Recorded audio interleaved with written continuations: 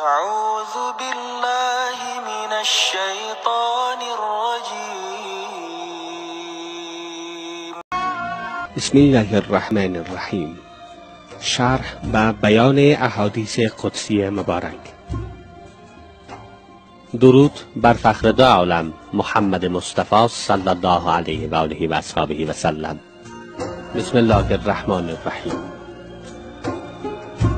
خداوند متعال می فرماید: ای فرزند آدم، از کسانی نباش که توبه را کوتاه و آرزو را طولانی می کنند و آخرت را بدون عمل می خواهند و مانند عابدان سخن می گویند و چون منافقان عمل می کنند.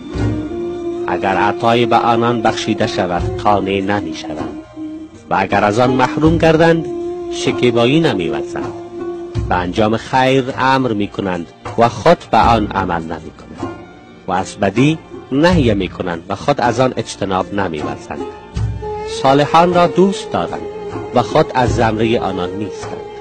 منافقان را دشمن دارند و خود از آنانند و آنچه را که انجام نمی دهند می گویند و آنچه را که بدان فرمان داده نشده‌اند انجام می دهند و خواهان وفای به عهدند و خود عهد و وفا ندارند.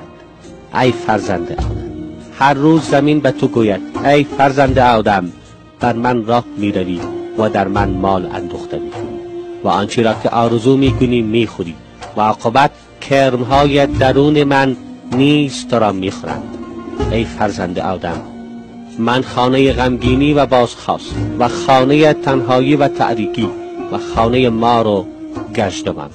پس ای غافل مرا آباد کن و ویران مساز. ای دیده اگر کور نگی گور ببین و این عالم پرفتنه و پرشور ببین. شاهان و سران و سروران زیر گلند، روحای چومه در دهن غور ببین.